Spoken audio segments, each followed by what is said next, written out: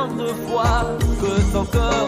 Dans Actes chapitre 19, pour que cette écriture nous l'intériorisons. Actes chapitre 19. Seulement, je vais commencer à partir du premier verset. Actes chapitre 19, à partir du premier verset. Avez-vous reçu le Saint-Esprit quand vous avez cru? Ils lui répondirent, nous n'avons même entendu jamais parler, dire qu'il y a un Saint-Esprit. Et il dit, de quel baptême avez-vous donc été baptisés? Paul leur eut imposé les mains, le Saint-Esprit vint sur eux, et ils parlaient en langue et prophétisaient. Ils étaient en tout environ 12 hommes. C'est une œuvre, c'est une église, si je peux me permettre de le dire, que l'apôtre Paul a commencé ici. Voyez-vous, à Éphèse. Une église d'environ 12 hommes. Et la Bible dit, ensuite, dans la même ville, Paul entra dans la synagogue. Pour faire quoi? Où il parla librement pendant 3 mois, endurci et incrédule, décriant devant la multitude la voix du Seigneur. Il se retira d'eux, sépara les disciples, et enseigna chaque jour dans l'école d'un nommé Tyrannus. Cela dura 2 ans, de sorte que tous ceux qui habitaient l'Asie, juifs et grecs, entendirent la parole du Seigneur. Et Dieu faisait des miracles extraordinaires par les mains de Paul, au point qu'on appliquait sur les malades des linges ou des mouchoirs qui avaient touché son corps, et les maladies les quittaient, et les esprits malins sortaient. Donc, nous sommes dans ce contexte ici de l'évangélisation, où l'apôtre Paul a rencontré un groupe qui était conduit par Apollos. Dans Actes chapitre 18, il y avait un homme versé dans la connaissance des Écritures là-bas, qu'on appelait Apollos. Et Apollos, dans Actes chapitre 18, a rencontré un couple constitué d'Aquilas et Priscille, qui se mirent à l'enseigner la dispensation du Saint-Esprit, à l'enseigner la parole. Plus tard que jamais, la parole est en train de nous montrer que ce groupe s'est accru jusqu'à environ 12 personnes. Mais ça ne s'est pas arrêté là. L'apôtre Paul continuait son œuvre d'évangélisation. Et on a ouvert les portes dans les synagogues. Il se mit à enseigner là, la Bible dit pendant environ 3 mois.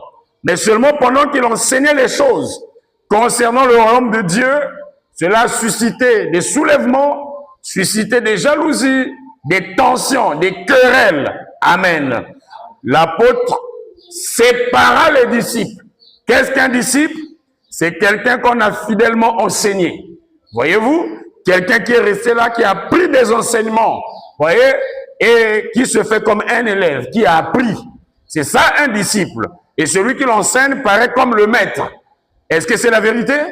Il sépara les disciples. Il sépara la foi de l'incrédulité, de ceux qui ne voulaient pas accepter l'évangile qu'il prêchait. Mais où devrait-il les emmener? La Bible dit, il s'en alla, voyez-vous, enseigner dans une école d'un homme appelé Tyrannus. Vous voyez, c'est là qu'il enseignait la parole. Et dans ce lieu-là, là où Paul enseignait la parole, voyez-vous, le message qu'il apportait se répondait. Vous voyez, à partir de cette école-là, la parole qu'il enseignait se répondait.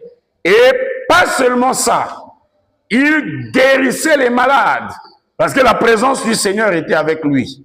Et après qu'il guérissait les malades, la Bible montre même, au point que quelques exorcistes ambulants essayèrent d'invoquer sur ceux qui avaient des esprits malins le nom du Seigneur Jésus, en disant, je vous conjure par Jésus que Paul prêche. Il y a eu des gens qui pratiquaient la magie, qui ont même apporté les livres de magie, que Paul brûla pendant ce réveil-là. Paul brûla pendant cette mission-là. Et cela a duré 2 ans. La Bible est en train de dire, Le message s'est répandu partout. Voyez-vous? Partout dans l'Asie, c'est-à-dire en Éphèse là-bas. Le message s'est répandu. Donc, nous ne sommes pas ici pour une coutume. Nous sommes ici pour une œuvre évangélique. Et nous avons demandé à tout un chacun de tendre une invitation à un voisin, tendre une invitation à un frère. Je commence par vous dire, je ne suis plus des églises. Ça, je tiens à vous le dire, nous allons l'enseigner.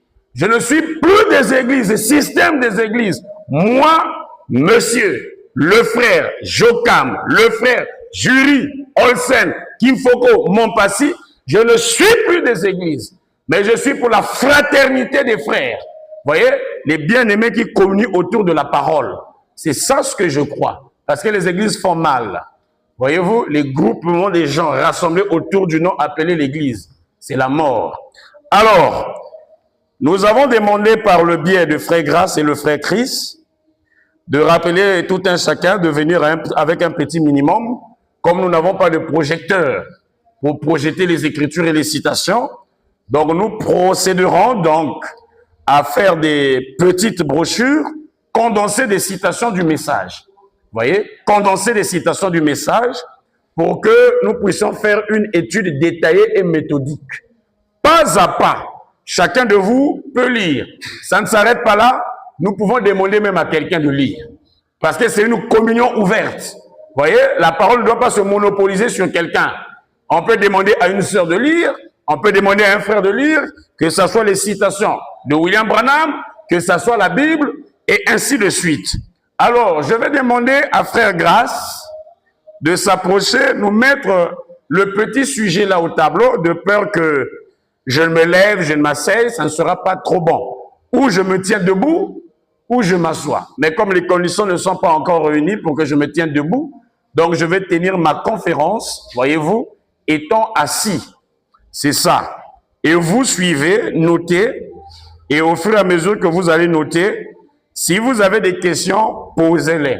Parce que tout ce que nous allons dire doit être fondé sur la Bible. Pas seulement sur la Bible, fondé sur le messager prophète. Et celui qui ne croit pas ça a un démon. La porte est ouverte et qu'il aille accomplir sa vision à lui ailleurs. Nous voulons être enracinés dans le, ainsi dit le Seigneur, enracinés dans la parole, dans la Bible, dans le message. Bien, le petit sujet, c'est pas de salut dans l'église. Vous voyez? Pas de salut dans l'église. L'église avec E minuscule. Pour faire la différence avec l'église avec E majuscule. Dont Jésus a dit être l'auteur. Alors, pendant que nous sommes en train de noter ce petit titre, le frère Christ va même prendre ça avec sa caméra. Alors, toi, passe comme ça, bien-aimé. Passe comme ça, pour que tu ne passes pas devant le micro ou la caméra. Tu vas prendre ceci, distribuer. Voilà, tu vas distribuer ça aux frères là-bas. Voyez? Nous avons essayé de faire un investissement. Ne manquez pas de nous rembourser là-dessus. Tenez, tenez, voilà. Pour ceux qui sont à deux sur un banc, je crois qu'ils peuvent utiliser ça à deux et au fur et à mesure. C'est ça. Bien. Pas de salut dans l'église. Point. Quelle est donc l'importance et le rôle de l'église? Pas de salut dans l'église. Quelle est donc l'importance et le rôle de l'église? Bien. C'est pas fait de façon à ce que nous laissons ça à la maison. C'est un document de méditation, document d'étude, s'il vous plaît. De la même manière que nous vous avons invité d'avoir votre Bible. Pas seulement votre Bible, votre stylo, votre bloc-notes. Pour noter tout ce que vous allez entendre et noter vos petites inquiétudes pour que nous les répondons au fur et à mesure. Bien. Ok. Pas de salut dans l'église. Quelle est donc l'importance de l'église? Il y a un point d'interrogation. Voilà. Mais ne sois pas trop loin, parce que je vais éviter de me tenir debout, pour que de temps en temps, vous nous écrivez ce que nous aurons besoin qu'on écrive. C'est ça. Ça ne sera pas certainement facile ce matin. Ça sera dur. Ça sera fort. Mais nous faisons cela pour le salut de notre âme. Amen. Amen. Voilà. C'est ça. Vous pouvez entrer. Nous vous souhaitons la bienvenue, mes tantes. Ok, sentez-vous chez vous.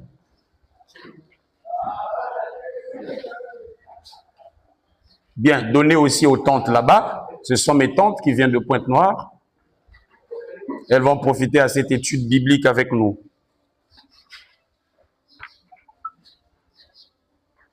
Bien.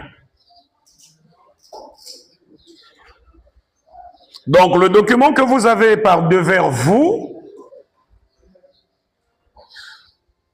est intitulé « Études des structures dénominationnelles » selon le message de William Marion Branham. Et nous avons là un petit sommaire. Votre sommaire ici, le petit 1, c'est marqué « Qu'est-ce qu'une dénomination ?» Qu'est-ce qu'une dénomination? Le petit 2, c'est au niveau de la page 1 que nous allons trouver les citations en rapport avec la dénomination. Au petit 2, la dénomination est la marque de la bête. La dénomination est la marque de la bête. Je n'avais pas assez de moyens pour faire autant. Donc, celui qui est seul, les autres peuvent se joindre à lui pour que nous suivons minutieusement. Personne ne doit rester vraiment à l'écart. C'est une étude que nous sommes en train de faire. 2, la dénomination est la marque de la bête. C'est au niveau de la page 2 que nous trouverons des citations en rapport avec cela. 3, l'Église ne sauve pas. Voyez, c'est au niveau de la page 7 que nous allons en trouver. 4, les dénominations sont maudites. Donc les églises modernes, toutes, sont maudites. Aucune d'elles n'est épargnée. Nous allons démontrer ça dans la Bible, voyez-vous, et dans le message. Et pour vous montrer qu'en réalité, c'est inutile d'appartenir à une église. Nous allons prouver cela. C'est au niveau de la page 9 que nous allons trouver les citations de William Branham en rapport avec cela. Et la page 5, plutôt cinquièmement, la dénomination est établie par un groupe d'hommes. La dénomination est établie par un groupe d'hommes. C'est au niveau de la page 10 que nous allons trouver cela. Donc, n'oubliez pas, faites-nous plaisir. Quand vous venez, venez avec de quoi écrire. Parce que le temps de l'aventure est terminé. Venez avec votre Bible. Faites un effort d'avoir votre Bible. Voyez-vous, ça va vous aider. Parce que nous devons être comme les chrétiens de Béret à présent. Quitter ces endroits ici avec la connaissance. Nous devons savoir exactement, avec précision, ce que nous faisons. Donc, le sujet est là. Pas de salut dans l'Église. Quelle est donc l'importance et le rôle de l'Église? Je crois que chacun de nous sait que nous ne sommes sauvés que par le nom du Seigneur Jésus-Christ. Amen. On nous a dit que invoque le nom du Seigneur, ainsi tu seras sauvé, toi et quoi? Et ta famille. Là-bas, dans cette écriture, aucune écriture ne dit que pour être sauvé, il faut appartenir à un groupe. Pour être sauvé, il faut appartenir à une église, et ainsi de suite. Non, aucune écriture ne le dit. Bien. Pour l'entrée du jeu, je pourrais vous balancer ça. Ça n'y est pas là-bas. Je vous balance quelques écritures, quelques paragraphes que j'ai notés quelque part. Je vais commencer par poser des bases pour vous dire que dans toutes les églises qui existent sur la terre, Dieu a ses enfants. Amen. Dieu n'est pas seulement chez les branhamistes. Nous allons découvrir ce que William Branham dit à propos. Voilà.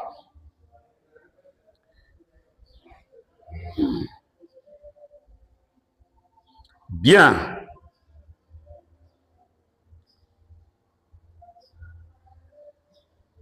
Dans le message, planter le cep et où la planter, ou le planter. Planter le cep et où le planter. Le paragraphe 46. Planter le cep et où le planter. Où planter la vigne et où la planter. On peut donner de quoi noter là-bas aux tantes. Elles ont besoin de quoi noter. C'est des intellectuels comme nous. Voilà. Ça va les aider. Le paragraphe 46. Voici ce que nous lisons. C'est un peu comme aujourd'hui. Nous avons dans le pays beaucoup de grands et braves croyants qui se retrouvent dans toutes les églises dénominationnelles. Nous avons des grands et braves croyants qui se retrouvent dans toutes les églises dénominationnelles. Ils sont de différentes dénominations et de différents milieux. C'est pourquoi, dans mon ministère, le ministère de William Branham, je n'ai jamais essayé à aucun moment de dénigrer quelqu'un ou quelque dénomination, parce qu'il y a de braves gens dans toutes ces dénominations. Ce sont des gens que Dieu a appelés et choisis. Dans toutes les églises sur la terre, Dieu a ses enfants qu'il a choisis. Donc, si quelqu'un venait avec la pensée et l'idée que les enfants de Dieu ne se trouvent que dans les églises branhamistes, c'est un démon qui parle là. C'est le diable qui enseigne. C'est faux. Ça n'a pas de fondement biblique. Nous allons continuer. Dans le message, pourquoi je suis contre la religion organisée? Pourquoi je suis contre la religion organisée? Je crois qu'il y a des chrétiens dans toutes les églises.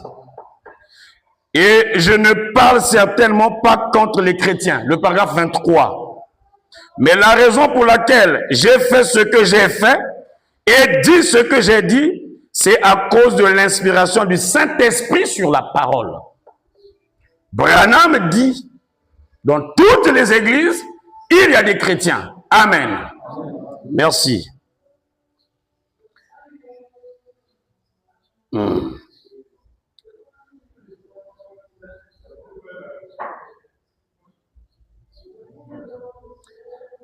On va continuer à lire encore un peu.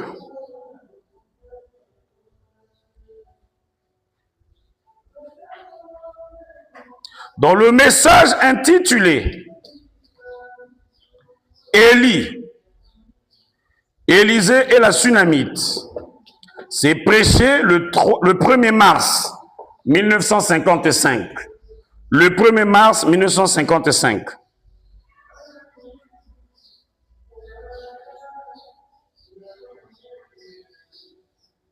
Je me souviens au paragraphe 49 que là, tout au fond des montagnes de Kentucky, dans cette église missionnaire baptiste à l'ancienne mode, les gens se mettaient à chanter cela.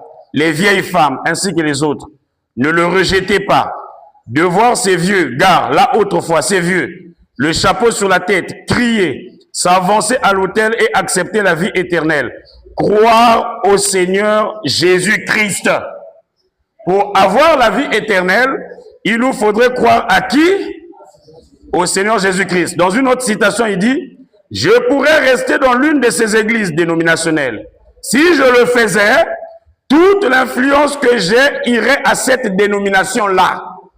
Je crois que Jésus a des enfants dans toutes les églises.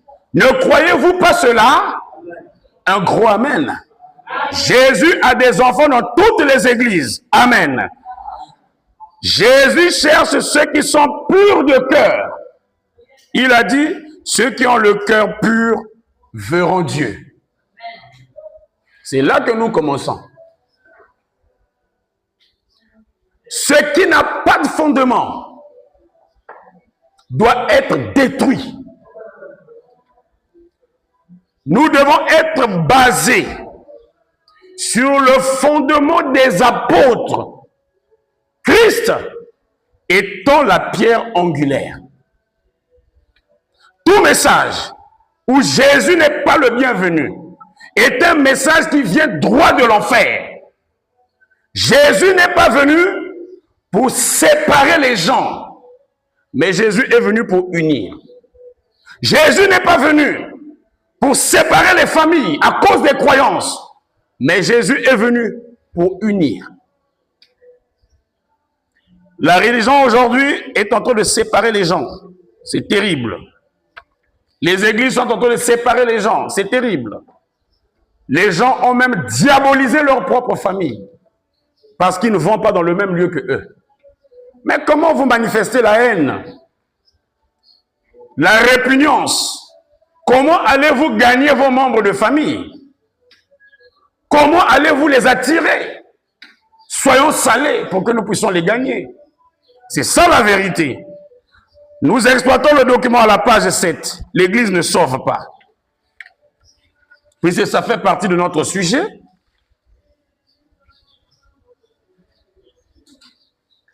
La page 7, l'Église ne sauve pas.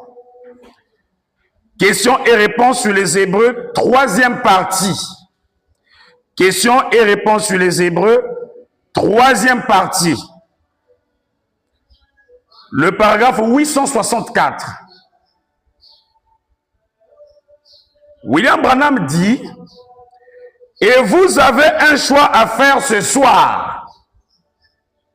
Si vous n'êtes pas prêt à aller à cet endroit, peu importe combien vous allez à l'église, combien vous êtes bon, membre, vous êtes perdu. Amen. Vous pouvez appartenir au plus grand tabernacle de la ville, mais pourtant être perdu. Vous pouvez accomplir tous les actes religieux, chanter, adorer, jubiler, battre le tam-tam, prêcher, mais pourtant vous êtes perdu. Amen. Il dit ici, à moins que Christ ne vous ait donné une nouvelle vie dans l'obscurité dans laquelle vous marchez. Vous pourriez être religieux. La religion est bien. Écoutez, mon ami, la religion est intellectuelle. Vous voyez, tous les enfants de Caïn ont toujours eu une religion. Tous les enfants de Caïn, la sémence du serpent, les fils du diable, ont toujours eu un système auquel ils sont attachés ou ils appartiennent. Frère Branham dit, ces Juifs avaient une religion quand Jésus est venu, mais ils ont rejeté le salut. L'Église ne sauve pas. Bien, la citation qui vient après. Être conduit, du 7 décembre 1965. Être conduit, 7 décembre 1965, le paragraphe 131. Frère Grâce peut lire pour nous, s'il y a possibilité. Oui. Je peux prendre ça pour que sa voix entre là dans ton enregistrement. Voilà. Les autres conducteurs qu'il avait eus dans sa jeunesse exerçaient une telle influence sur lui qu'il refusa d'accepter la voie à laquelle Dieu avait pourvu, qui est Jésus-Christ, le seul qui détient la vie éternelle. Amen. Le seul qui puisse vous la donner. Amen. Pas l'Église ne peut pas vous donner la vie éternelle. Amen. Ni votre voisin, ni votre pasteur, oui, ni votre prêtre, oui, ni votre credo. Oui. Seul Jésus-Christ lui-même peut vous donner la vie éternelle. Acclamons pour le Seigneur Jésus-Christ. Seul Jésus peut vous donner la vie et pas votre voisin, pas votre pasteur, pas votre prêtre. Seul Jésus. Mais nous avons comme l'impression que quand on parle église, cela centralise un homme. Au lieu que ça mette Jésus-Christ au centre, mais c'est plutôt l'apologie d'un homme qui est fait. Le culte de la personnalité dans ces endroits-là. Prends la deuxième écriture. Questions et réponses du 12 janvier 1961. Bien. C'est la raison pour laquelle je suis un indépendant. C'est pour ça que le pasteur Jocham, ou plutôt le frère Jocham, proclame aujourd'hui être un indépendant. La raison pour laquelle je n'étais pas membre des organisations, c'est parce que je ne crois pas aux organisations. Et je crois qu'une organisation, ce n'est pas scripturaire. Une organisation, ce n'est pas scripturaire. Vas-y, continue, papa. C'est pourquoi je ne pourrais pas me faire membre d'une organisation et me sentir justifié en faisant cela. Voyez, c'est pourquoi je n'accepte pas les gens pour en faire des membres ou des choses comme cela. Parce que je crois que nous sommes nés pour être des membres. Nous sommes nés dans l'église du Dieu vivant. Amen. Voyez-vous? Oui, continue. Nous n'enlevons pas les noms des gens du registre pour les excommunier et des choses comme cela. Parce que je crois qu'il n'est pas de notre devoir de le faire. Je crois que c'est Dieu qui excommunie. Voyez? Mais je crois que l'église, s'il y a un frère qui se comporte mal, point de suspension. Donc ça veut dire que l'église corps de Christ a une discipline. Et il adviendra que nous apprendrons comment discipliner l'église du Seigneur. Quand on parle du corps de Christ, comment la discipliner? Comment les gens doivent marcher? Comment les gens doivent se comporter? Comment est-ce que les gens doivent vivre? Prends la citation qui vient après. Pourquoi tu le refuses, le micro? Questions et réponses du 15 mai 1954, paragraphe 94. Bon, beaucoup de gens me comprennent comme on me considère comme un pentecôtiste. On dit que je suis pentecôtiste. Je n'ai jamais été membre d'une organisation pentecôtiste. Je suis absolument libre vis-à-vis de toutes les organisations. Et avec l'aide de Dieu, je compte rester ainsi. Parce que je peux me tenir juste à la brèche et dire, nous sommes des frères. Venez ici. Venez et plaidons. Ok. Quelqu'un qui est à la brèche, c'est quelqu'un qui est au milieu. Il n'appartient ni aux pentecôtistes, ni aux baptistes, ni aux branhamistes. C'est quelqu'un qui est au milieu. Ça veut dire, puisque dans tous ces endroits, il y a des fils et des filles de Dieu, il peut communier avec tout ce monde-là.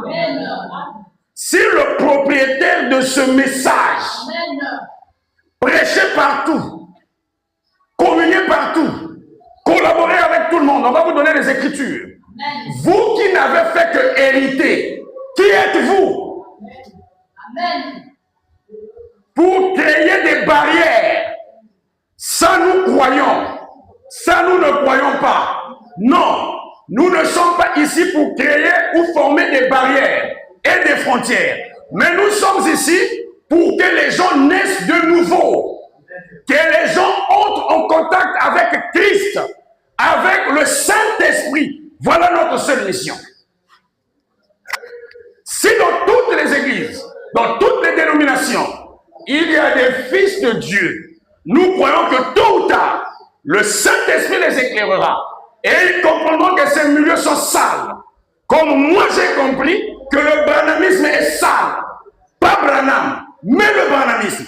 Le système dans lequel les gens sont maintenant est du diable. Parce qu'il n'y a pas de différence entre les églises dites du message de Branham et le reste des églises. Et moi, ayant compris ça, je le dis, c'est enregistré. Je sors de ces choses. Nous avons compris que ces endroits ne font que enrichir une élite, une catégorie des gens et tuons les autres, les rendant pauvres et misérables. Non, monsieur, découvrons dans la Bible Jésus, l'auteur du Saint-Esprit, Jésus, l'auteur de la parole. Comment vivait-il? Découvrons un peu cela. C'est dans le livre de Jean. Non, moi, ma grand-mère était protestante, donc moi, je ne serai que protestante.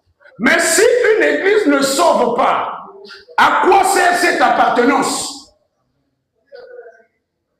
Tu peux accepter et croire Jésus-Christ et ne jamais fouler les pieds dans une église. Tu iras au ciel. C'est ça le problème. Et on doit se le dire. Mais si nous devons nous réunir, c'est parce qu'il nous avait demandé de nous aimer les uns les autres. Et il nous a enseigné que là où 2 ou 3 sont ensemble en mon nom, c'est-à-dire autour de moi, je suis au milieu d'eux. Le reste là, ce n'est que sable mouvant. Prenons le livre de Jean. On va voir ça. Les églises bâtissent des organisations, sont devenues des millionnaires, mais pourtant c'est dans les mêmes endroits que nous avons les plus grands pauvres de la planète. Il y a un problème, ça ne va pas quelque part. Ne trouvez-vous pas ça? Ça ne va pas quelque part. Bien. Le livre de Jean, je crois que ça doit être Jean chapitre 6. Jean chapitre 6.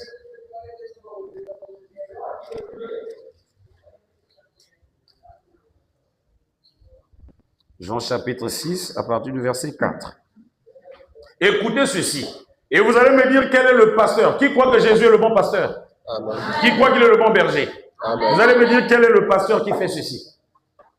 Bien. Or, la Pâque était proche. La fête des Juifs. Ayant levé les yeux et voyant qu'une grande foule venait à lui. Qu'est-ce qui venait à lui? Une grande foule. Jésus dit à Philippe, où achèterons-nous des pains pour que ces gens aient à manger? Ça, c'est Jésus. Et je crois qu'il est Hébreux 13:8. Il est le même hier, aujourd'hui, éternellement. Quelle est cette grande église où les gens viennent par milliers? Le pasteur commence d'abord à penser à nourrir ces gens. Vous ne verrez plus ça. Nous nous sommes écartés de la Bible. Nous faisons tout sauf ce que Jésus nous a demandé de faire. C'est Jésus qui pose la question.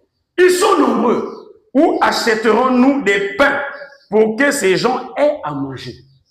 C'est le pasteur Jésus lui-même qui s'intéresse à nourrir les gens. Amen. Mais tellement que les gens ne maîtrisent pas l'origine de ces choses. L'origine de nos églises aujourd'hui, quand vous allez commencer à prêcher ça, ils vont vous traiter de dénominationnel ou de païen, alors que c'est vous qui êtes en train de prêcher la vraie chose. Écoutez, ayant levé les yeux et voyant qu'une grande foule venait à lui, Jésus dit à Philippe, où achèterons-nous des pains pour que ces gens aient à manger? Il disait cela pour l'éprouver, car il savait ce qu'il allait faire. Philippe lui répondit, les pains qu'on aurait pour 200 deniers ne suffiraient pas pour que chacun en reçoive un peu. Voyez-vous, un de ses disciples, André, frère de Simon-Pierre, lui dit, il y a ici un jeune garçon qui a 5 pains d'orge et de poissons. Mais qu'est-ce que cela pour tant de gens? Ils sont nombreux. Voyez-vous, Jésus dit, faites-les asseoir. Il y avait dans ce lieu beaucoup d'herbes. C'était un lieu public. Un endroit public. Il y avait beaucoup d'herbes. Voyez-vous, ils s'assirent donc au nombre d'environ 5000 hommes. Le pasteur Jésus qui va nourrir 5000 hommes. Voyez? Et il dit ici, Jésus prit les pains, rendit grâce et les distribua à ceux qui étaient assis. Il leur donna de même des poissons autant qu'ils en voulurent. Lorsqu'ils furent rassasiés, il dit à ses disciples, ramassez les morceaux qui restent afin que rien ne se perde. Ils les ramassèrent donc et ils remplirent 12 paniers avec les morceaux qui restèrent. Des 5 pains d'orge après que tous eurent mangé. Ces gens, ayant vu le miracle que Jésus avait fait, disaient, celui-ci est vraiment le prophète qui doit venir dans le monde. et étant le même hier, aujourd'hui et éternellement, Jésus dans ta vie et dans ma vie doit reproduire la même chose. Voilà pourquoi l'œuvre que je suis en train de relancer vise à rendre simple et facile la vie de mon prochain. Nous crions par habitude et par coutume. L'État ne donne pas le travail. La fonction publique, c'est maintenant la récitation partout. Place les aides sous-soutés. Oui, la fonction publique ne peut pas prendre tout le monde. Même les endroits à 1000 hommes, garçons, mâles, c'est souvent sans compter les femmes. Donc quand vous faites la somme, on pouvait aller, puisque chaque homme a au moins sa femme, à plus de 10 000 personnes que Jésus a nourri là. On l'enseigne, on l'enseigne, on l'enseigne, on prêche, les gens sont malheureux. Le franc-maçon fait sa campagne, la vie des gens change. Mais parmi nous et les francs-maçons, quel est le Dieu qui est donc plus puissant? Et moi, je ne peux pas continuer à marcher dans ce système. Je préfère un système où le Saint-Esprit nous conduit. Un système où ce n'est pas toujours moi qui sera là pour enseigner. Un système où ce ne sera pas toujours moi qui aurai quelque chose à dire. Mais où chacun de nous est libre d'exercer selon la mesure de grâce que Dieu l'a donnée.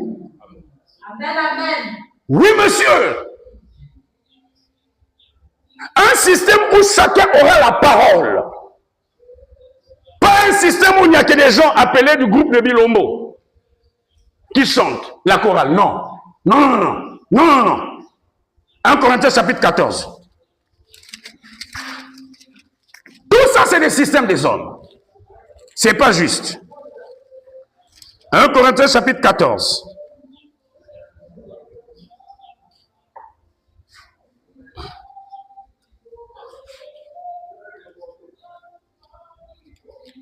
Si quelqu'un peut retrouver le verset, il est dit ainsi, donc lorsque vous vous rassemblez, dans 1 Corinthiens chapitre 14, rapidement.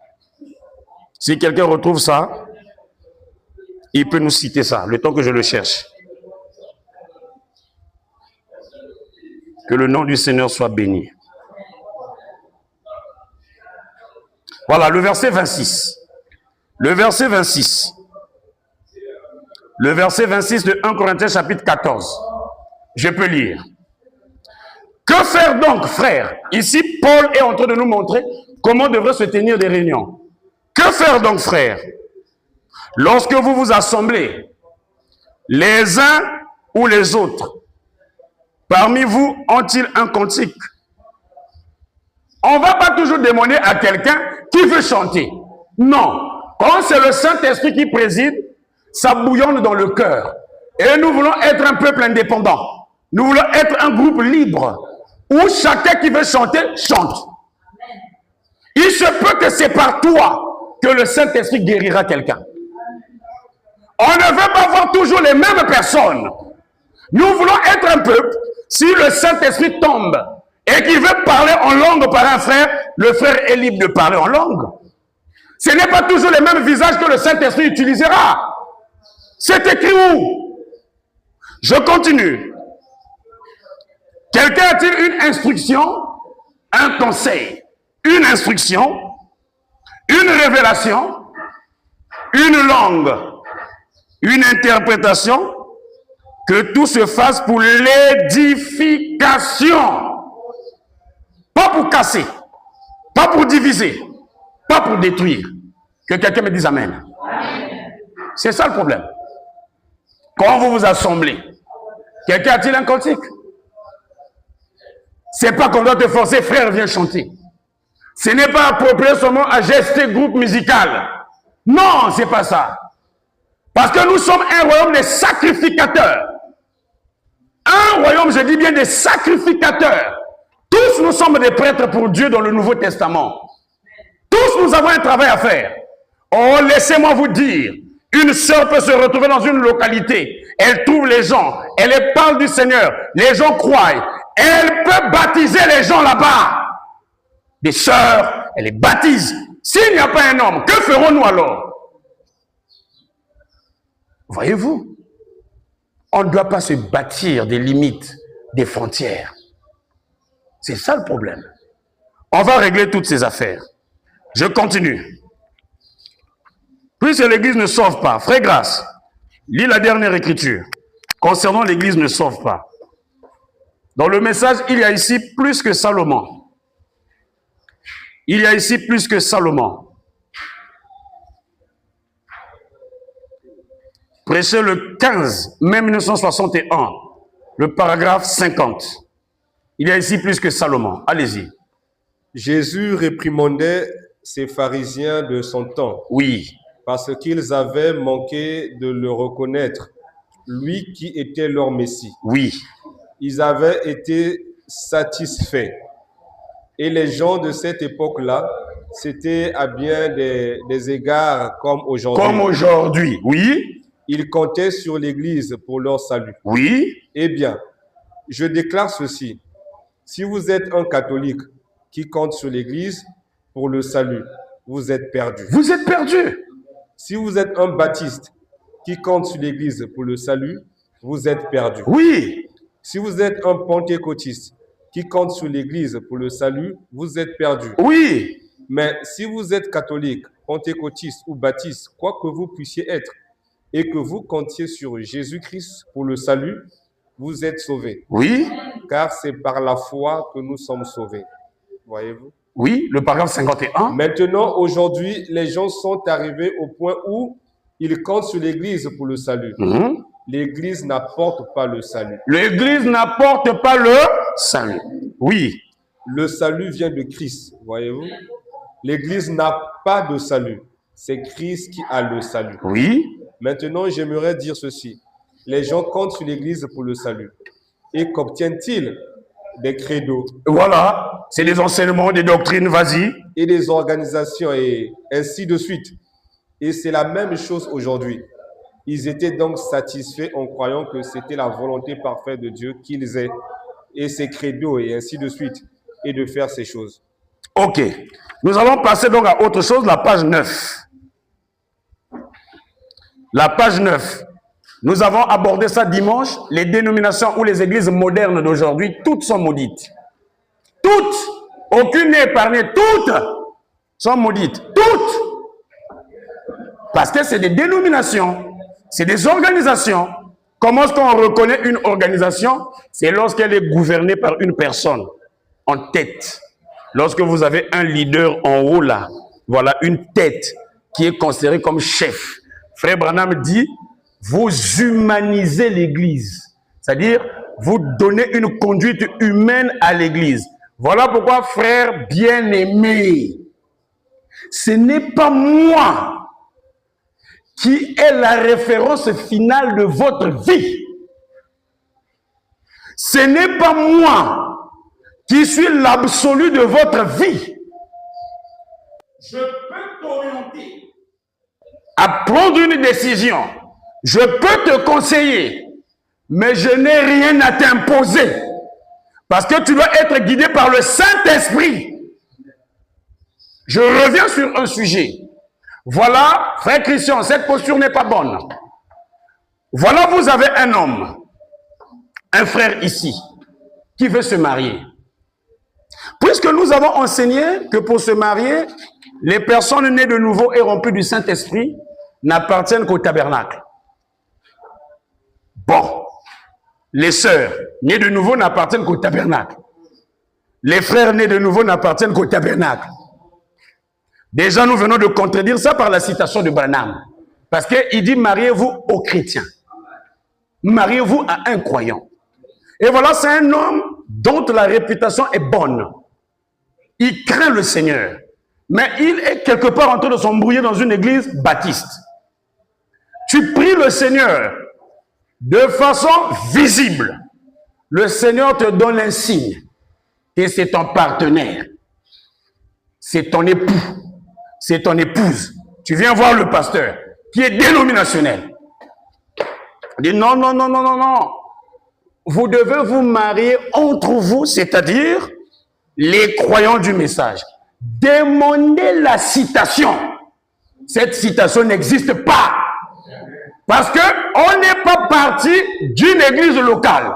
On est membre du corps de Christ. Et le corps de Christ est universel. C'est mondial. Voyez-vous, on se marie en Christ. On se marie dans le corps. Et le corps de Christ, c'est Israël de l'Ancien Testament. Ils se marient entre eux. Et aujourd'hui, ce n'est pas un pays. Ce n'est pas une région. Ce n'est pas une tribu. Ce n'est pas une coutume. Voilà pourquoi c'est diabolique qu'un Larry ne pense qu'épouser un Larry. Et nous, là où nous sommes ici, voilà pourquoi nous mettons fin à l'utilisation de la langue vernaculaire au milieu de nous. On doit arrêter ces choses. Si vous êtes deux Mboshi ici, parlez le Mboshi chez vous. Ici, nous appliquerons la langue nationale. Français, anglais et lingala, Kituba, et ainsi de suite. C'est ce que nous employerons. Une affaire de maintenant, arrêtez ça. On ne peut pas former des clans. Jésus n'est pas mort seulement pour les Juifs. Il est mort pour toute la race humaine. Il est mort même pour celui qui vient de venir ce matin ici. Chacun de nous a une faveur devant Dieu. Personne n'a un privilège plus que l'autre. Il est le Père de tout esprit. Voyez-vous? Peut-être que la sœur de Merveille, son futur époux, est entré en tant que fils de Dieu, de s'embrouiller quelque part. Voilà pourquoi il est mieux de s'attendre au Seigneur et à sa conduite. Amen. Frère Branham dit, Jésus peut faire infiniment, même au-delà de ce qui est écrit. Amen. Voyez? Sinon, frère Branham se contredit.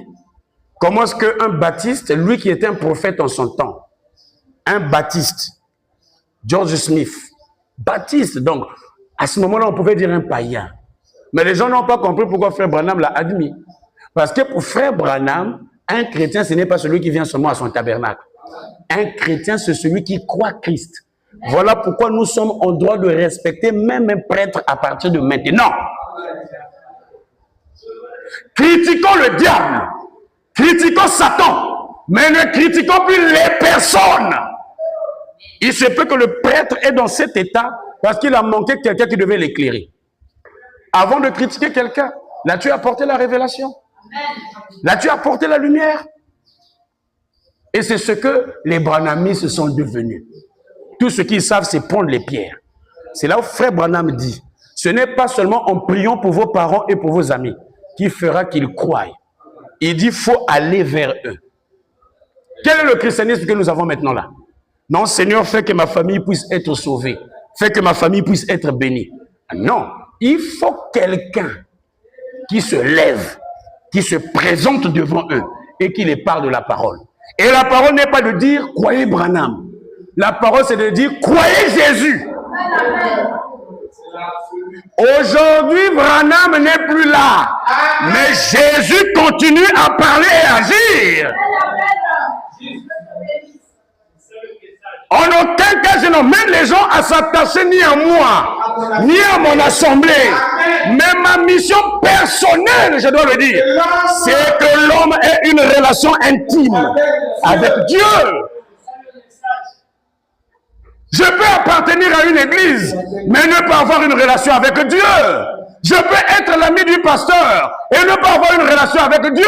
Je peux être chantre et ne pas avoir une relation avec Dieu. La relation avec Dieu, c'est avez-vous reçu le Saint-Esprit depuis que vous avez cru? Et nous devons commencer par le Saint-Esprit. Et pour que le Saint-Esprit vienne, on doit d'abord démolir les vieux fondements. Le Saint-Esprit ne se posera pas sur une chose fausse. Il est saint. Si votre cœur croit des choses qui ne sont pas justes, je ne vais pas rejeter ma soeur parce qu'elle met des mèches. Je ne vais pas rejeter ma soeur parce qu'elle met des tissages. Elle est une fille de Dieu pour qui Jésus est mort. Et c'est la même condition dans laquelle étaient les pharisiens. Ils ont commencé à attaquer et critiquer Jésus. Lui, il mange avec les prostituées. Est-ce que vous avez déjà lu ça dans la Bible? il mange avec les prostituées, il se promène avec les païens. Jésus fera la même chose aujourd'hui. Oh non, mais nous le voyons vivre, être avec les gens de mauvaise vie. Jésus n'est jamais allé vers les gens de bonne vie. Si tu as une bonne vie à présenter à Jésus, il viendra pour toi. Mais quand tu t'humilies, tu reconnais ta faute, tu reconnais ta faiblesse, tu reconnais que tu ne vaux à rien, c'est à ce moment qu'il viendra vers toi. Voilà pourquoi même notre manière de prier est devenue une abomination. Nous présentons nos mérites à Dieu. N'est-ce pas qu'il y avait un publicain et un pharisien qui étaient partis au temple? Il y a un qui priait, qui bombait le torse. Il disait, Seigneur, moi je vais tous les jours à l'église. Moi je paye ma dîme. Moi je paye mes offrandes. Moi je ne prends pas la bière.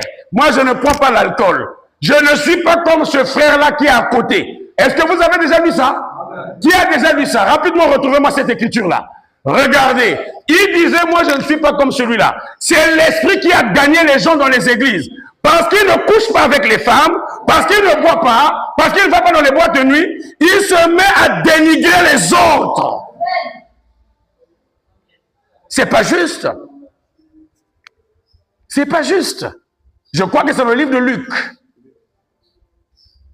Si c'est pas Luc 11, ça doit être Luc 18. C'est pas si je vais retrouver ça.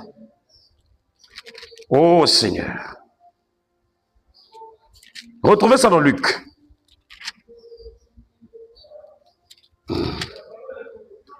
Oh Seigneur. On va retrouver ça, ça va nous aider. D'où ça vient les combats que nous avons aujourd'hui sur Delphine? Ça vient d'où? Luc 16, que Dieu te bénisse. Merci. Luc 16, 22. Non, c'est pas Luc 16, 22. Luc 18, 10, merci. Deux hommes, attention, vous êtes en train de bouger l'interrupteur là-bas. Deux hommes montèrent au temple pour prier. N'est-ce pas, le temple, c'est nos églises? L'un était pharisien et l'autre publicain. Le pharisien debout priait ainsi en lui-même. Oh Dieu, je te rends grâce de ce que je ne suis pas comme le reste des hommes, de ce que moi j'ai cru William Marion Branham. Je ne suis pas comme ceux qui ne connaissent pas Branham. Voyez-vous? Oh, qui sont ravisseurs, injustes, adultères, ou même comme ce publicain. Un frère qui était avec lui dans le temple, il dit, je ne suis pas comme celui-là. Écoutez ce qu'il dit. Le pharisien debout priait ainsi en lui-même. Oui, je jeûne 2 fois la semaine. Moi, je jeûne 2 fois la semaine. Je donne la dîme de tous mes revenus. Tu peux être un bon dîmeur et être un fils du diable. Tu peux apporter beaucoup d'argent. De toutes les façons, la plupart de ceux qui apportent souvent beaucoup d'argent à l'église, c'est pour la corruption. C'est des gens qui n'aiment pas qu'on dénonce leur vie. C'est des gens qui n'aiment pas qu'on touche à leurs intérêts. Voilà pourquoi quand les pasteurs sont faibles, ils se cachent. Donc quand c'est des gens qui ne soutiennent pas l'œuvre, voyez-vous, ils collent fort. Quand c'est celui qui donne la grosse dîme, il parle à mot découvert. Dieu n'a pas de parti pris. Vous voyez, il fait exception de personne. Écoutez ce que la Bible dit. Le publicain se tenant à distance n'osait même pas lever les yeux au ciel, mais il se frappait la poitrine en disant, « Oh Dieu, sois apaisé envers moi qui suis un pécheur. » Je vous le dis, celui-ci descendu dans sa maison justifié plutôt que l'autre. Car quiconque s'élève sera comment? Abaissé. Et celui qui s'abaisse sera comment? Élevé. Est-ce que c'est l'écriture? Cessez de critiquer les gens. Cessez de critiquer les églises des autres. Dites la vérité, mais ne comparez pas vos congrégations aux congrégations des autres. C'est ça le problème. Tous ceux qui ont la religion sont des fils de Caïn. Les fils de Caïn ont la religion, ont des hôtels. N'est-ce pas que Caïn va embellir son hôtel? Dans Jean chapitre 4, son lieu d'adoration. Mais tout ça, ça n'influence pas le Seigneur. Il y a des gens pauvres qui viennent dans nos rencontres. Il y a des gens en difficulté qui viennent dans nos rencontres. Il y a des gens parfois qui n'ont rien à manger. L'église devait les nourrir. L'église s'est détournée de sa vocation. L'église s'est détournée de sa mission. Allons-y. Prenons ceci. Oh, gloire au Seigneur. La page 9 de notre document. Le message présumé. Présumé. Je vais bientôt vers la fin pour ce matin. Présumé. Tu n'as pas le micro pour lire? Ok. Maintenant, quand nous allons pour nous emparer du pays, nous nous rendons compte que nous sommes dans la même position. C'est juste. Vous savez, Achan pensait la même chose. Il avait les commandements de Dieu qui disaient de ne rien prendre de cette ville maudite. Oui. Il ne me reste qu'environ 20 minutes. Je dois aller à ce motel. Je voudrais enfoncer ceci un peu plus solidement. Regardez ici. C'est exactement ce que nous avons fait. Voyez-vous, Achan prit un beau manteau de Babylone et un lingot. Il pensait cette ville était maudite et tout ce qui s'y trouvait était maudit. Oui.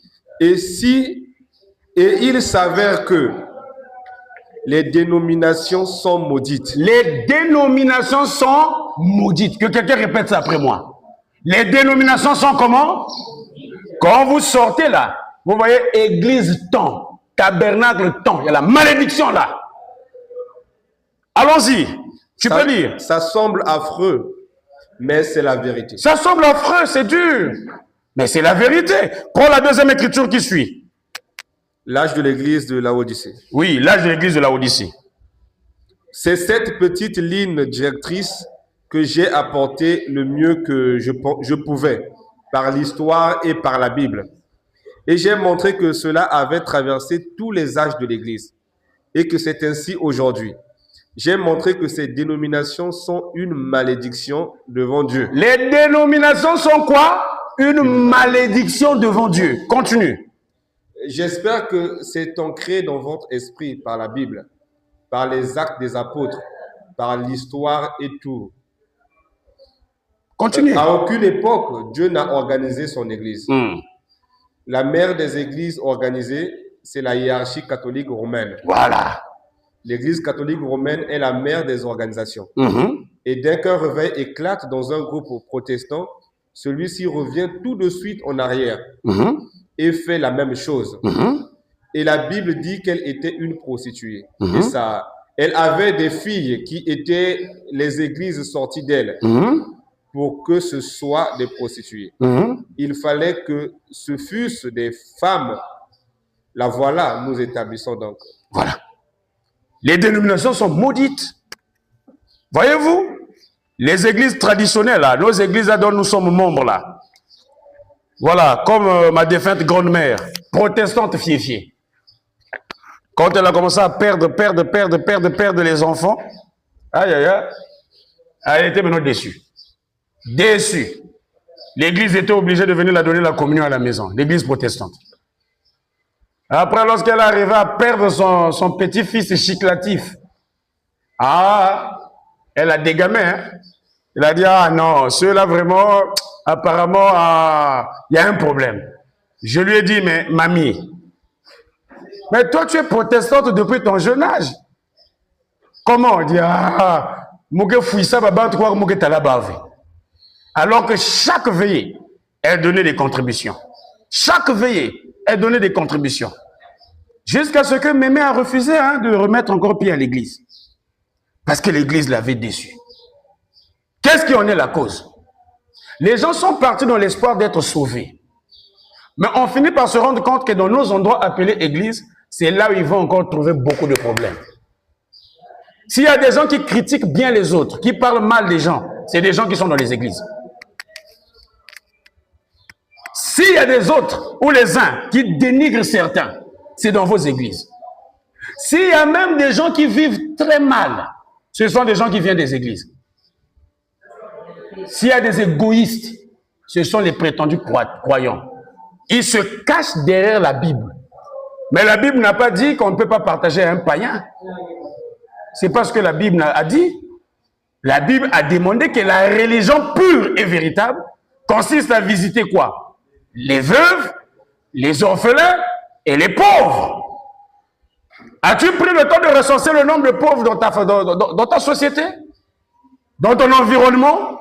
Tu as pris ce temps-là? Les inviter à venir manger avec toi? Attention, ne vois-tu pas que tu identifies l'homme riche avec Lazare? Pendant que chez toi la fumée monte tous les jours, il y a quelqu'un qui gémit dans sa maison. Et chaque dimanche, tu es là à l'église. Ne vois-tu pas que ça ne va pas dans ta vie? Il fait un moment donné, quand j'ai commencé à enseigner, j'avais des élèves parfois qui avaient des problèmes pour déposer les dossiers d'examen, du bac. Je prends l'argent, je soutiens, sans attendre un intérêt derrière. Je dis, va, dépose le dossier. Va, dépose le dossier. Mais quand cette personne-là pourra réussir, c'est toute une famille qui sera aidée. C'est toute une famille qui sera soutenue. Qu'est-ce qui prouve réellement que nous avons reçu Jésus dans notre vie?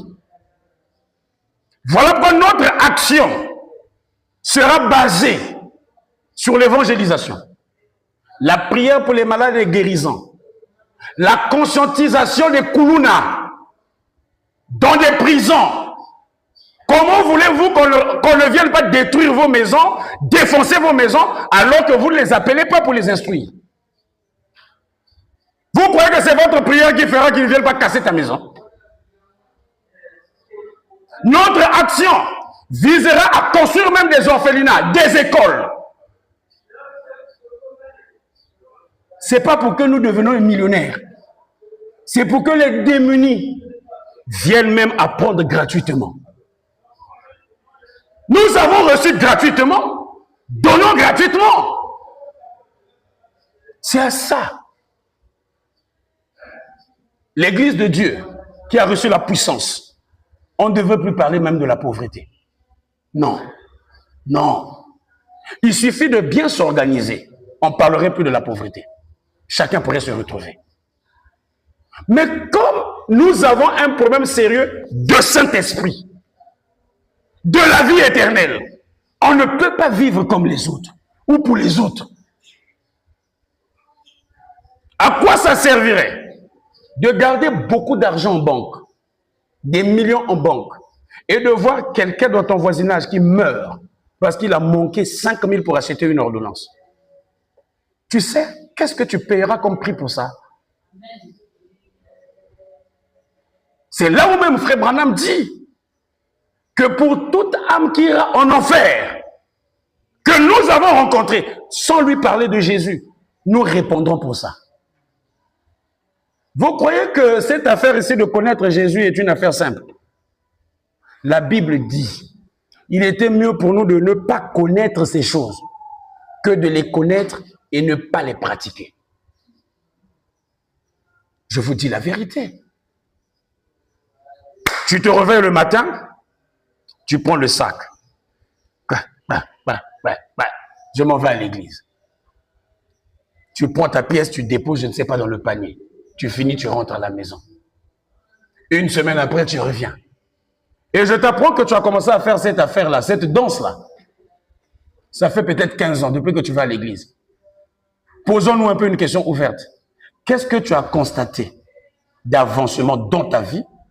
Qu'est-ce que tu as constaté d'avancement dans ton environnement, dans ta société, dans ton quartier? Je te dirais que réellement Jésus est rentré dans ta vie. Il y a un sérieux problème. Dux, ce n'est pas seulement jouer le piano. L'église ne se résume pas à ça. Mais la vie chrétienne, c'est une vie de sacrifice. C'est sacrifier pour les autres comme Jésus s'est sacrifié pour nous. C'est ça la vie chrétienne. Et quand je lève ma tête pour me poser la question, quelles sont les églises qui remplissent ces conditions aujourd'hui? Je n'en trouve presque pas une. C'est terrible. À quoi ça servirait de laisser mes pas continuer à fréquenter une chose qui n'a pas de vie, pratiquer une chose qui n'a pas de vie, accomplir des œuvres qui n'ont pas de vie, et à la fin terminer en enfer? C'est la raison pour laquelle, voici ce que nous vous avons dit. Donc, être persévérant. Être persévérant. Le paragraphe 9. Être persévérant. Paragraphe 9. Oh Seigneur. Les jeunes filles sont en train de s'abîmer dans les quartiers. Les jeunes gens sont en train de s'abîmer dans le quartier. À l'époque, c'était facile de voir les enfants aller à l'école le dimanche. Mais les mêmes qui sont allés à l'école le dimanche n'ont pas eu de suivi. Ce sont les mêmes aujourd'hui qui se battent avec des machettes. Les prisons sont remplies. J'ai publié une vidéo dans notre groupe où j'ai entendu les propos de IB, le capitaine Ibrahim Traoré du Burkina Faso. Tous ces jours ici, mon cœur chauffe et boue. J'ai envie d'aller vivre là-bas. Je suis en train de voir un messie dans la chair humaine. Un président de la République qui dit on doit réduire le nombre de prisons au Burkina Faso. Frère, il n'est pas chrétien, il est musulman. Amen. Frère, je me pose la question. Qu'en est-il des présidents des pays chrétiens? Il dit les sociétés africaines, on peut facilement éduquer quelqu'un. Parce que l'éducation, ça fait partie de notre culture. Le respect fait partie de notre culture. Il se peut que quelqu'un est parti en prison parce qu'il est allé devoir l'argent. Il n'a pas eu moyen de payer. Et après, on va lui porter plainte. Le juge lit la loi sans comprendre les circonstances. Il le fout en prison. Et le capitaine dit, vous allez voir la personne moisir dans la prison là-bas, entre les quatre murs. Alors que nous pouvons aider la personne. En faisant quoi? Pendant qu'elle est en prison, elle travaille. Elle cultive les champs. Elle apprend un métier. Et quand elle ressort de la prison, ça devient un élément utile dans la société, avec de l'expérience. Et il a dit dans tout le Burkina Faso, on doit réduire le pays à 5 prisons seulement. Le Congo en a combien? Les grandes prisons, maisons d'arrêt, 12. Et il n'y a plus de place. La situation carcérale devient difficile. Allez voir vos frères. Peut-être que ce n'est pas parce que c'est ton frère direct de sang que tu es en train de négliger l'affaire. Allez voir les jeunes gens, des garçons, qu'on est en train de sodomiser, couchés par le derrière, dans les prisons. Frères, ça devait nous mettre dans l'action. Créer même des associations d'entraide. Aller dans les maisons d'arrêt, tenir des réunions. C'est ça, la religion. C'est ça, Jésus. C'est ça, Christ. Il est mort à la croix pour que Barabbas soit libéré. S'il n'y avait pas Jésus qui devait aller mourir à la croix, le brigand de Barabbas ne devait pas être libéré. Apprendre à prendre la place des autres. Les amis, vous ne pouvez pas avoir une prison de 3 mètres x 2 ou 2 x 2. Vous avez 50 personnes à l'intérieur. Ils vivent comment? Ils dorment comment? Et parfois, s'ils le sont devenus, c'est à cause des conditions. Toutes les filles que vous voyez dans les rues, qui se prostituent, qui vivent mal, qui veulent se taper un petit copain pour avoir l'argent, c'est pas parce qu'il y a un esprit de sirène en elle. Ça aussi, c'est des choses qu'il faut redresser. Non, c'est une sirène, un esprit mauvais, une sirène, Mami Wata, qui t'emmène à faire... Frère, la famille ne peut pousser quelqu'un à faire de n'importe quoi. Mais toi, tu as l'argent. Tu jettes la nourriture à la poubelle. Toi, le chrétien qui m'entend ici ce matin, tu jettes la nourriture à la poubelle. Savez-vous que nous aurons des comptes à rendre? Qui croit cela? Être persévérant. J'ai été ordonné une fois dans l'église baptiste missionnaire. Ensuite, quand j'ai été appelé dans le ministère, ici juste à cause des baptistes missionnaires, ce n'est pas une organisation, c'est juste une communion. Les baptistes, là où était frère Branham à l'époque, il dit c'était une communion de frères, une fraternité. Vous êtes simplement membre de cela, vous faites partie de la communion. C'est comme un groupe interdénominationnel. Il dit c'est comme un groupe interdénominationnel. Vous pouvez prêcher tout ce que vous voulez, aussi longtemps que vous menez une vie pure. Vous pouvez être un baptiste missionnaire. Vous, ce n'est qu'à cause de l'immoralité qu'on peut vous chasser. Un groupe interdénominationnel. Sœur Delphine, c'est tout ce que le frère Jocam veut être. Un groupe interdénominationnel. Prêt à se réunir partout. Que ce soit dans la rue, que ce soit dans les avenues, que ce soit dans un salon quelque part. Frère, laissez-nous d'abord aller, le temps que vous êtes en train de chercher le terrain.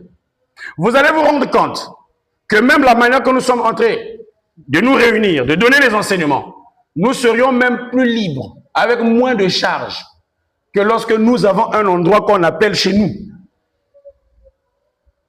C'est là que la police viendra sur vous. C'est là que les factures viendront sur vous. C'est là que l'esprit de domination viendra sur vous.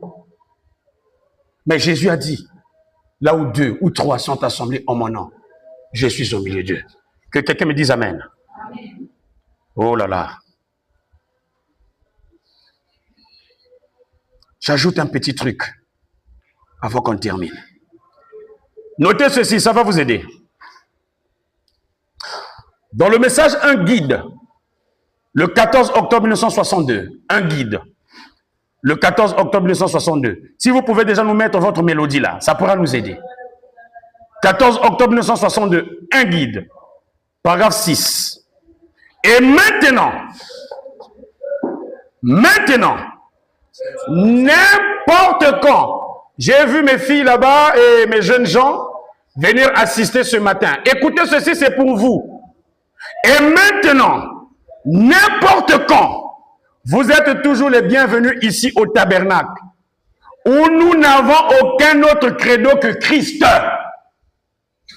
Nous n'avons aucun autre credo que Christ.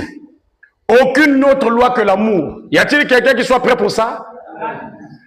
Aucun autre credo que Christ. Aucune autre loi que l'amour. Aucun autre livre que la Bible. Tu as ta Bible. Pas dans le téléphone. Aucun autre livre que la Bible. Un bon militaire ne peut pas aller au front sans son arme. C'est pas ça, la Bible. La Bible, c'est ça, le livre. Il dit ici, et alors, notre pasteur, c'est frère Orman Neuville, ici. Et nous avons ici une assemblée de beaucoup de gens qui se réunissent ici, formant un tabernacle interdénominationnel. Où vous venez pour adorer Dieu ici, selon ce que vous dicte votre propre conscience. On ne jeûne pas parce qu'on a dit jeûne de toute une église. On ne dit pas Amen parce qu'on vous a dit de dire Amen. Mais même le Amen doit être poussé par le Saint-Esprit. Frère, un lieu de rassemblement de tout le monde. Pourvu qu'il soit un chrétien, je n'ai pas besoin de charge. Un seul a porté la charge des gens. C'est la personne de Jésus. Si les pasteurs meurent aujourd'hui plus vite des jeunes, c'est parce qu'ils veulent porter des charges qui ont déjà été portées. Ils veulent faire de la vie des gens une propriété personnelle et privée. Non, laissez-moi vous dire, vous êtes libres. Libre en Christ. Et nous venons ici pour adorer Dieu selon ce que vous dicte votre propre conscience. Nous sommes toujours contents de vous voir avec nous. Ainsi donc, venez comme vous le pouvez. Nous sommes toujours contents de vous accueillir. Un groupe interdénominationnel est un groupe qui n'a pas de porte fermée. C'est un groupe qui n'a pas de barrière. Si c'est Mike Karamba qui arrive, il va adorer avec vous. Il va communier avec vous. On vous invite là-bas, vous y allez. Je vous lirez des citations où Frère Branham dit, mes réunions sont parrainées par toutes les églises. Et c'est interdénominationnel. Je n'appartiens à aucune d'elles. Mais c'est fait de façon à ce que nous avons une structure, une association où tout le monde se trouve là-dedans. C'est écrit où? Qu'un pasteur ne doit traiter qu'avec celui qu'on appelle pasteur d'un tabernacle. Non, monsieur! Nous avons fait fausse route.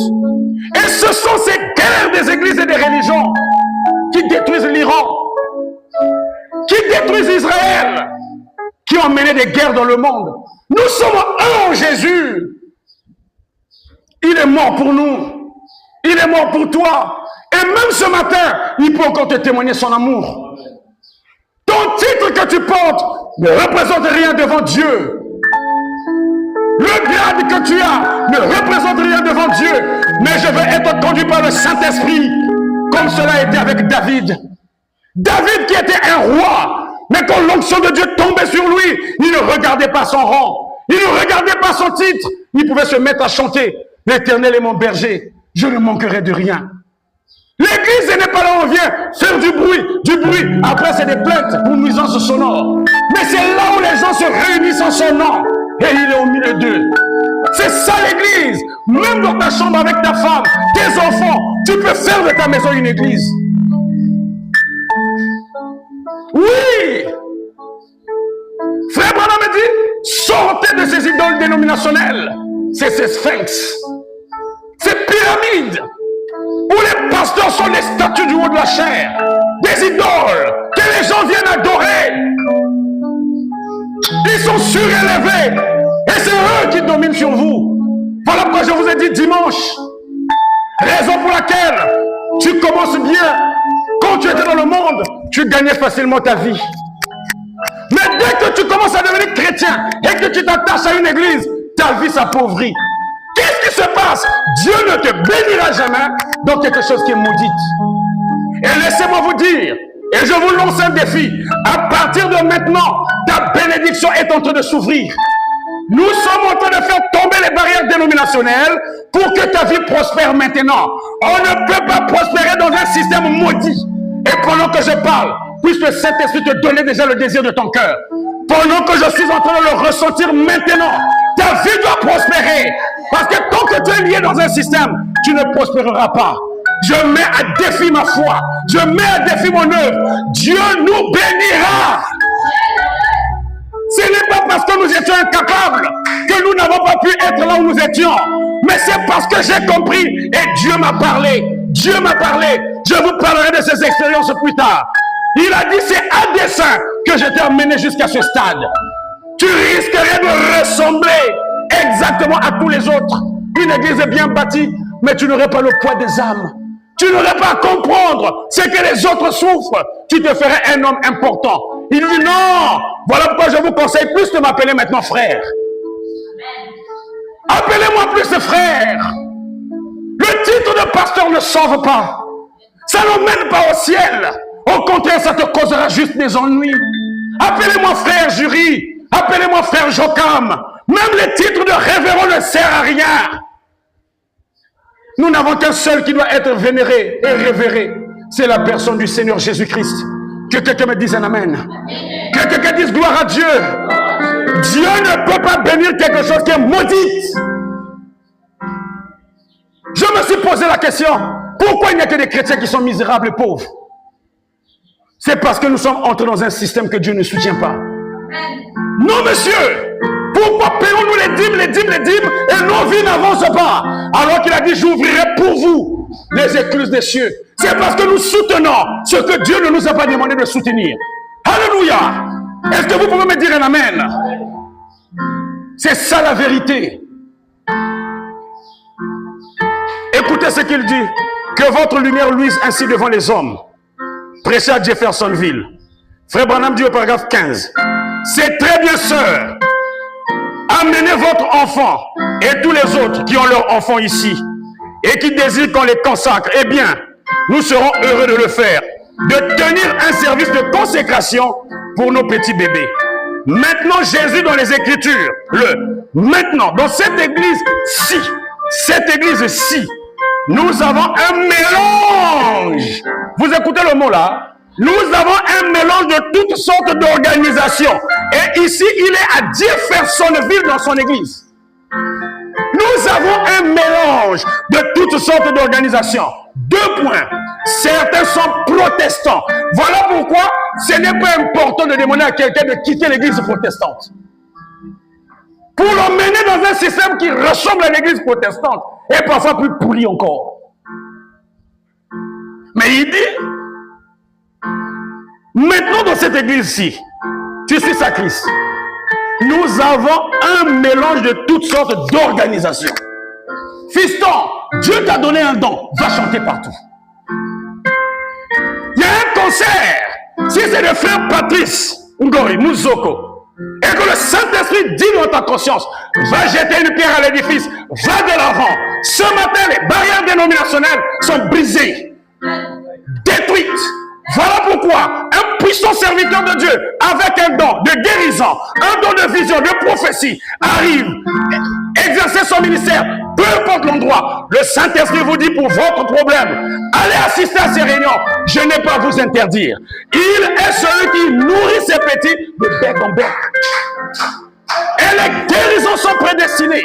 Le salut est prédestiné. Il se peut que ma prédication ne te changera pas. Mais Dieu permettra qu'il y ait quelqu'un quelque part qui dira juste un petit mot et ta vie changera. Je veux entendre un amen. On ne sera plus les mêmes. Nous ne serons plus les mêmes. Le pasteur Jokam ou frère Jokam ne sera plus jamais le même. Vous n'allez pas me reconnaître. Dieu m'a parlé. Je cherchais cette visitation. Je vous dis la vérité au nom du Seigneur. C'était la mort. Si nous croyons que l'église catholique envoie des gens en enfer, les tabernacles et le reste des églises qui ne sont pas basées sur la parole envoient les gens en enfer. Oh, que le nom du Seigneur soit béni. Que quelqu'un dise gloire à Dieu. Je me sens fou de Christ maintenant. Je me sens fou de Jésus maintenant. Pendant que son onction se repose sur moi maintenant. Peu importe ta situation.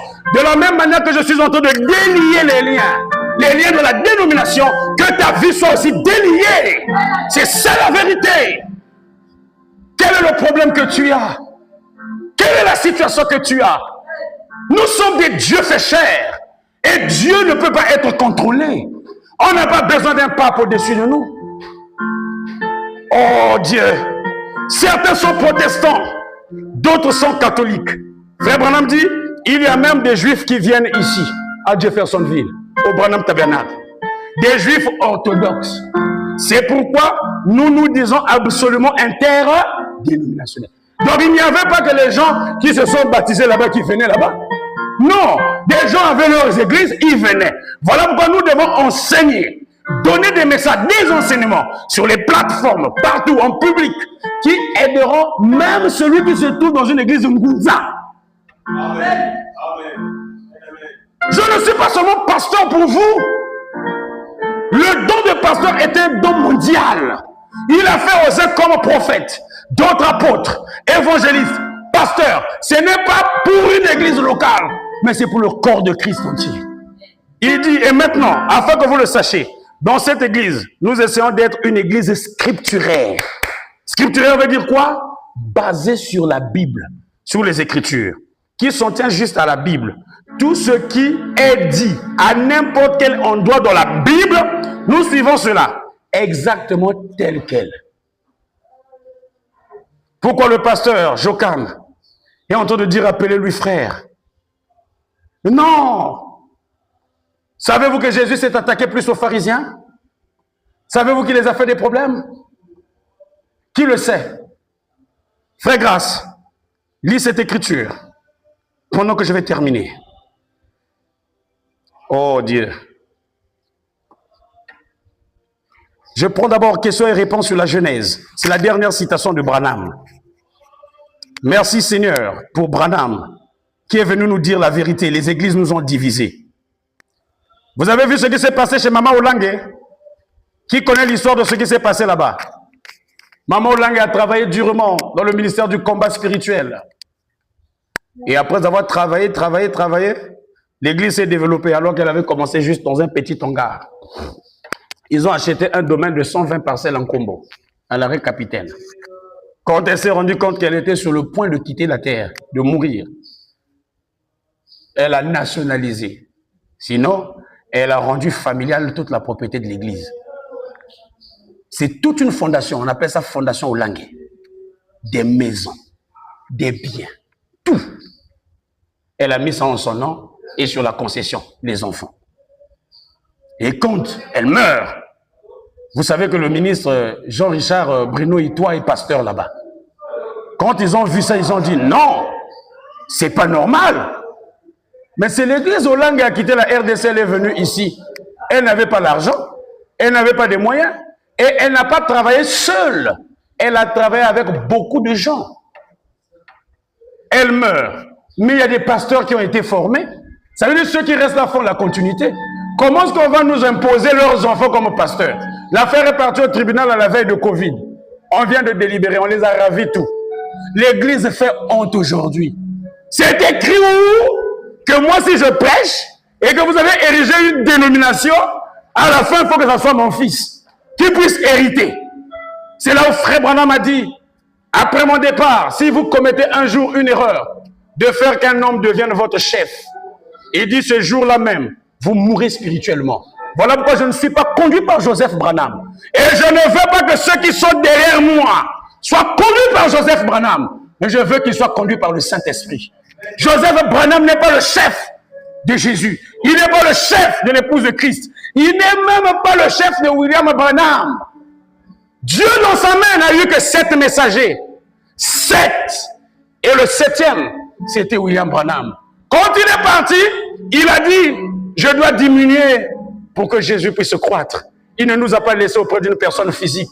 Il nous a laissé entre les mains du Saint-Esprit. Et le Saint-Esprit vient sur qui il veut. Aujourd'hui, Dieu peut te dire, prends telle Bible, lis tel passage. Tu n'as pas besoin qu'on te fasse un programme depuis Jeffersonville. Ça, c'est encore le catholicisme. Nous ne croyons pas ça. Nous croyons que Dieu parle en fonction des problèmes que tu as, en fonction de la situation que tu as. Il va t'inspirer une écriture. Qui croit que Dieu parle? Qui croit que même ce matin, il est en train de parler? Qui croit qu'il est en train de donner des visions? C'est le temps même que vos visions éclatent. On ne recrute pas les gens ici pour travailler dans l'église. Laisse-toi être conduit par le Saint-Esprit tel qu'il t'a constitué. Si c'est avec un don de chanter, chante. Avec un don de vision, exprime tes visions. Personne ne se moquera de toi. Question et réponse sur la Genèse, avant qu'on le prenne. La dernière écriture biblique, je termine. Question et réponse sur la Genèse. Écoutez, Frère Branham. Oh, merci Seigneur. Le paragraphe 119 et 120. 19 et 100, 119 et 120. Question et réponse sur la Genèse. Alléluia. C'est merveilleux. Vous savez, parfois, nous pensons que puisque nous sommes prédicateurs, c'est ça qui fait que les prédicateurs couchent les filles de l'église. Parce qu'on les a donné une grande valeur et une grande importance. Il dit, nous croyons parce que nous sommes prédicateurs, pas moi, pas vous. Ce n'est pas ce que je dis, frère. Mais les prédicateurs pensent que parce qu'ils sont prédicateurs, ils sont plus grands que certains des membres laïcs de l'église. Branham dit que le prédicateur n'est pas plus grand que toi. Il dit, vous n'êtes pas plus grand aux yeux de Dieu. Vous n'êtes même pas plus grand que cet ivrogne qui s'est converti il y a quelques heures. C'est l'une des choses que la réforme n'a jamais épurée. La réforme protestante de Luther, c'est lui qui a accentué cette affaire-là des pasteurs. L'affaire-là des pasteurs, c'est là où vous allez découvrir que les églises bibliques n'étaient pas dirigées par un seul pasteur. C'était des évêques locaux. Les évêques, 2, 3, 4 pasteurs. Tel que l'église de Jérusalem, il y avait Pierre, il y avait Jacques, il y avait Jean. Des pasteurs. Il n'y a aucun fondement biblique qui montre qu'une seule personne peut diriger un peuple. Ça vient de l'église protestante. C'est la doctrine du sola pastora. Ça a été inventé pendant la réforme pour concurrencer les prêtres. Et les églises ont aussi adopté ça. Mais Paul était pasteur. Mais à côté de lui, il était dit, mettez-moi à part Paul et Barnabas pour l'œuvre à laquelle je les ai appelés. Voilà pourquoi si Dieu m'appelait à un ministère, certainement qu'il t'a aussi donné un ministère. Un ministère afin que nous puissions collaborer. Est-ce que c'est la vérité? Et que le royaume de Dieu parte de l'avant. Voilà pourquoi ne te recroqueville pas. Ne te ressaisis pas. Tu es un canal par lequel Dieu veut parler. Tu es un canal par lequel Dieu veut agir. Il dit oui, je sais que dans ma signature, je mentionne révérend. C'est exact. C'est simplement une chose liée à la coutume de nos jours. Mais cela ne devrait pas être fait. Révérend, évêque et docteur. Et toutes ces choses sont des titres donnés par l'homme. Donnés par qui? Donnés par qui? Branham dit, et ce sont des absurdités. Il dit, dans la Bible, c'était Pierre, Jacques, Paul, Jean et tous les autres. Donc, ça ne sert à rien que les jeunes frères ici, qui ont le don de prêcher, le don d'exhorter, soient fiers quand on les appelle révérends. Attention, moi, je suis serviteur de Dieu. Hein. Je suis révérend. Révérend est un titre humain donné par des hommes. Frère Grâce, lis ici le livre de Romains, on a terminé. Romains, chapitre 12. Merci Seigneur Jésus. Romains, chapitre 12, à partir du verset 4. Alléluia.